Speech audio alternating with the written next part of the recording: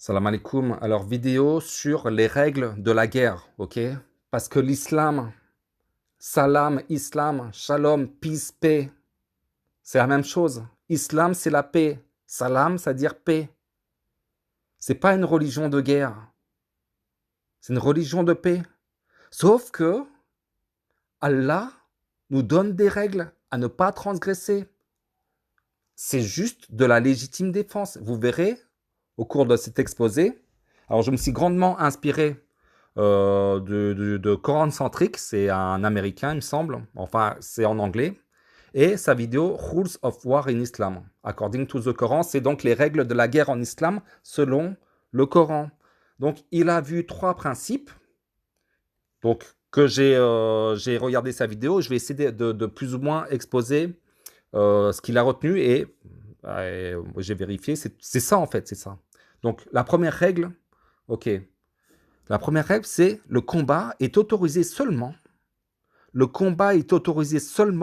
en cas de légitime défense et pour éliminer la persécution et l'oppression.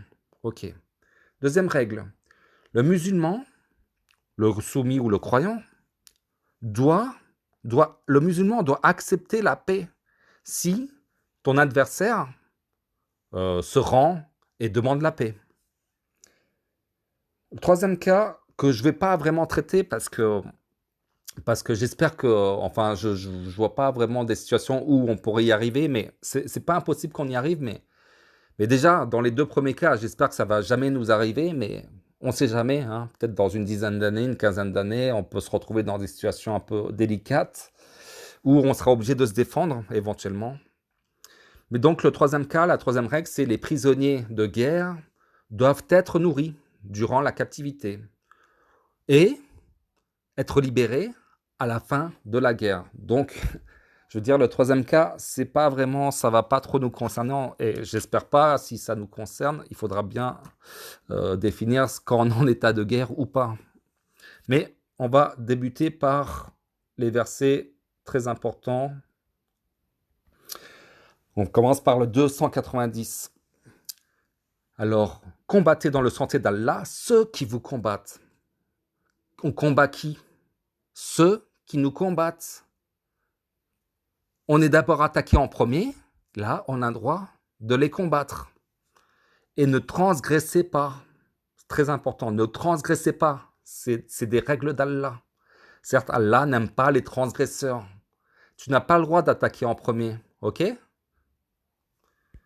Et tuez-les où que vous les rencontriez et chassez-les d'où ils vous ont chassés, ok? C'est d'abord eux qui nous chassent. Chassez-les d'où ils vous ont chassés. L'association est plus grave que le meurtre. Alors, c'est la fitna, et c'est mieux, en fait, la fitna, c'est plus l'oppression, la persécution. C'est en général la persécution parce que tu crois en Allah. Ok? Mais ne les combattez pas près de la mosquée sacrée avant qu'ils ne vous y aient combattu. Avant qu'ils ne vous y aient combattu. Avant, donc c'est toujours eux qui attaquent en premier. S'ils vous y combattent, tuez-les donc. Telle est la rétribution des mécréants. S'ils cessent, Allah est certes pardonneur et miséricordieux. C'est-à-dire quoi? S'ils cessent, s'ils arrêtent, tu arrêtes. Allah est pardonneur et miséricordieux. On va retrouver, je crois, ce terme un peu plus tard.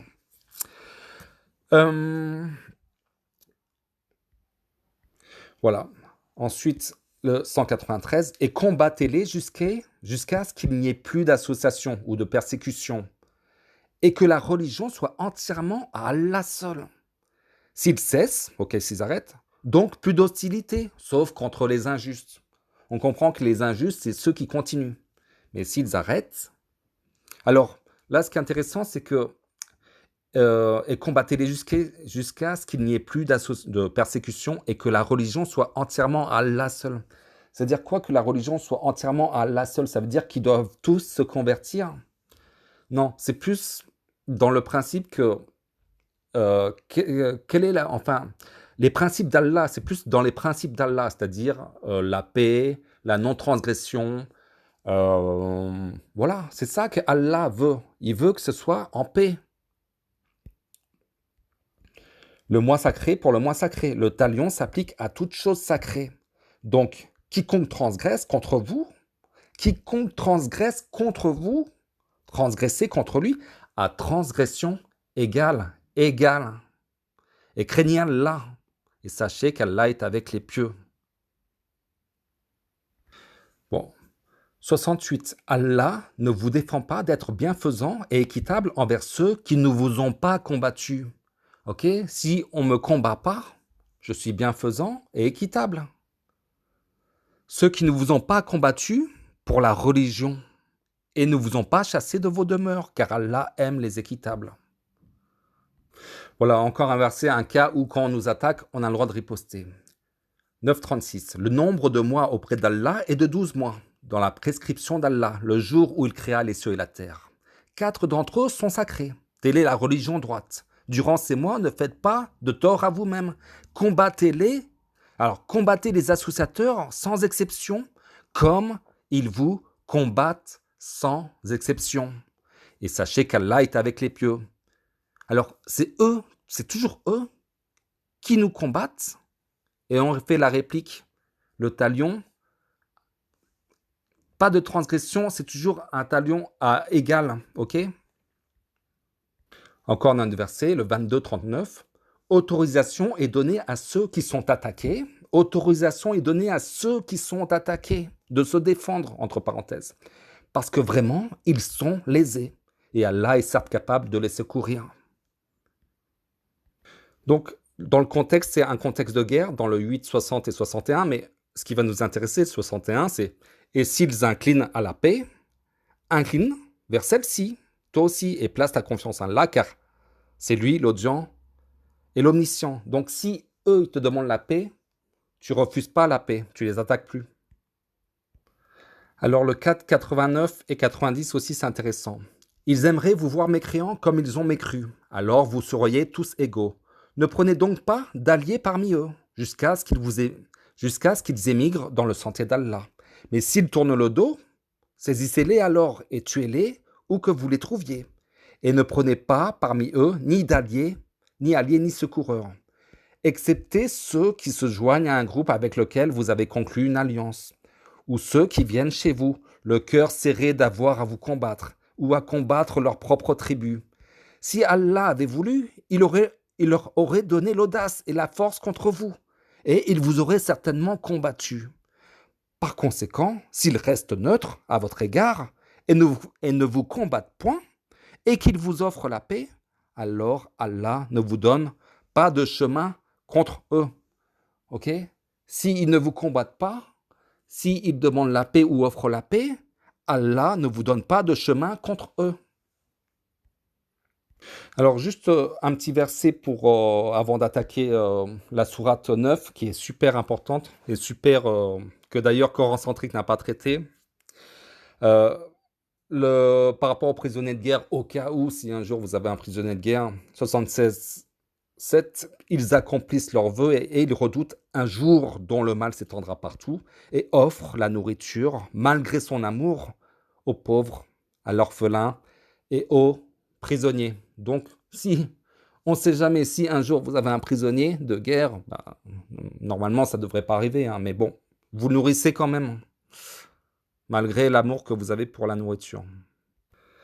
Et ça, la sourate 9, ce début, il est super intéressant et peut-être même un peu complexe parfois à comprendre. Là, je suis avec vous, on va le lire, on va essayer de le comprendre, mais c'est super intéressant. Des aveux. Alors, c'est la seule sourate, normalement, apparemment, où il n'y a pas le Bismillah, où il n'y a pas au nom de Dieu, le miséricordieux. Bon, des aveux de la part d'Allah et de son messager à l'égard des associateurs avec qui vous avez conclu un pacte. Donc, apparemment, il y a eu un pacte conclu, mais on va voir que peut-être que ça ne s'est pas passé comme prévu. Les associateurs, ils n'ont pas respecté le pacte. Donc, il y a un désaveu. Bon, c'est d'après ce que je comprends, mais c'est ma compréhension après. C'est vraiment pas sûr. Parcourez la terre durant 4 mois et sachez que vous ne réduirez pas Allah à l'impuissance et qu'Allah couvre d'ignominie les mécréants. Et proclamation aux gens de la part d'Allah et de son messager au jour du grand pardon, excusez-moi, au jour du grand pèlerinage qu'Allah et son messager désavouent les associateurs. Si vous vous repentez, ce serait mieux pour vous. Mais si vous vous détournez, sachez que vous ne réduirez pas Allah à l'impuissance et annonce un châtiment douloureux à ceux qui ne croient pas. À l'exception, c'est là où c'est intéressant, à l'exception, à l'exception des associateurs avec lesquels vous avez conclu un pacte, puis ils ne vous ont manqué en rien. Ils ne vous ont manqué en rien, c'est-à-dire qu'ils ont respecté le pacte. Ils ne vous ont pas combattu ou ont été corrects. Ils ne vous ont manqué en rien. Et n'ont soutenu personne à lutter contre vous. Respectez pleinement le pacte conclu avec eux jusqu'au terme convenu. Allah aime les pieux. Donc, si tu as un pacte avec un terme convenu avec les associateurs et qu'ils ne te combattent pas ou qu'ils ne te font pas du tort, tu leur fais rien du tout. Même si ce sont des sunnites, des juifs, des chrétiens ou des athées ou des associateurs d'idoles, s'il y a un pacte entre les croyants et l'autre groupe, tu respectes du moment qu'ils ne t'attaquent pas. Après que les mois sacrés expirent, tu es les associateurs. Donc là, on passe au groupe de ceux qui ne respectent pas le pacte. Pas le groupe de, à l'exception des associateurs avec lesquels vous avez conclu un pacte. Donc, au verset 5, on passe vraiment au traître du pacte. Après que les mois sacrés expirent, tuez les associateurs où que vous les trouviez. Capturez-les, assiégez-les et guettez-les dans toute embuscade. Si ensuite ils se repentent, accomplissent la salat et acquittent la zakat, alors laissez-leur la voie libre, car Allah est pardonneur et miséricordieux. Là, on retrouve le Allah est pardonneur et miséricordieux. S'ils cessent, Allah est pardonneur et miséricordieux. Là, si ensuite ils se repentent, donc ils cessent, Allah est pardonneur et miséricordieux. Donc, plus rien, on les touche plus, on les attaque plus. Et si l'un des associateurs te demande asile, accorde-le lui afin qu'il entende la parole d'Allah. Puis fais-le parvenir en son lieu de sécurité, car ce sont des gens qui ne savent pas. Donc, s'il y a un associateur qui te demande protection et asile, pour entendre la parole d'Allah, tu dois lui faire partager la parole.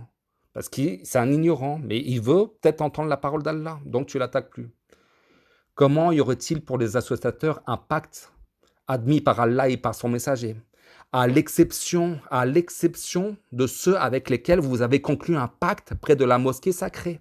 Tant qu'ils sont droits envers vous, soyez droits envers eux, car Allah aime les pieux. Ok? À l'exception de ceux avec lesquels vous avez conclu un pacte près de la mosquée sacrée, tant qu'ils sont droits envers vous, soyez droits envers eux. C'est toujours réciprocité. Le talion, l'équilibre. Ah. Comment donc? Quand ils triomphent de vous, ils ne respectent à votre égard ni parenté ni pacte conclu. Ils vous satisferont de leur bouche, tandis que leur cœur se refuse. Et la plupart d'entre eux sont des pervers, tu vois. Quand ils prennent l'avantage sur toi, le pacte qu'ils ont conclu, ça compte plus. Ils troquent à vil prix les versets d'Allah et obstruent son chemin. Ce qu'ils font est très mauvais. Ils ne respectent à l'égard d'un croyant ni parenté ni pacte conclu. Et ceux-là sont les transgresseurs. Mais s'ils se repentent, accomplissent la salat et acquittent la zakat, ils deviendront vos frères en religion. Nous exposons intelligiblement les versets pour des gens qui savent. Ok? J'espère que si vous comprenez, vous faites partie des gens qui savent. Et si, après le pacte, ils violent leur serment et attaquent votre religion, combattez alors les chefs de la mécréance, car ils ne tiennent aucun serment. Peut-être cesseront-ils. Là, c'est encore c'est intéressant, c'est parce que, et si après le pacte, ils violent leur serment et attaquent votre religion, c'est toujours une attaque, un combat contre ou une oppression contre ta religion, parce que tu as la foi en Allah, tu crois en Allah, et on t'attaque à cause de ta foi. Ah, tu combats qui? Les chefs, ok? Les chefs de la mécréance. Ne combattrez-vous pas des gens qui ont violé leur serment? qui ont voulu bannir le messager, et alors que ce sont eux qui vous ont attaqué les premiers, alors que ce sont eux qui vous ont attaqué les premiers. Ce sont eux, c'est toujours eux qui commencent. Les redoutiez-vous? C'est Allah qui est le plus digne de votre crainte, si vous êtes croyant. Bon, là, j'aime bien aussi ce verset. Les redoutiez-vous? C'est Allah qui est plus digne de votre crainte, si vous êtes croyant. Combattez-les. Allah, par vos mains, les châtiera, les couvrira d'ignominie, vous donnera la victoire sur eux et guérira les poitrines d'un peuple croyant. Et il fera partir la colère de leur cœur. Allah accueille le repentir de qui il veut. Allah est omission et sage. Allah accueille le repentir de qui il veut. Bon, c'est là, vous voyez, on commence à mieux rentrer dans le Coran, à mieux comprendre les principes de la guerre et surtout à comprendre que l'islam, c'est une religion de paix. On veut la paix, mais ne nous embête pas, s'il te plaît. Ne nous combats pas parce que déjà, c'était pas... Voilà, c'est juste... mais ce qui est intéressant, c'est que c'est aussi par rapport au pacte. On a le droit de faire des pactes, pas des alliances, hein, pas être alliés, mais avoir des pactes avec des associateurs, des pactes de paix. Mais du moment qu'ils ne nous attaquent pas, bah, on les laisse tranquilles. Ok? Donc, tous ces trucs de terrorisme et tout, c'est pas coranique. Allez, je vous dis à bientôt, Inch'Allah, salam alaikum.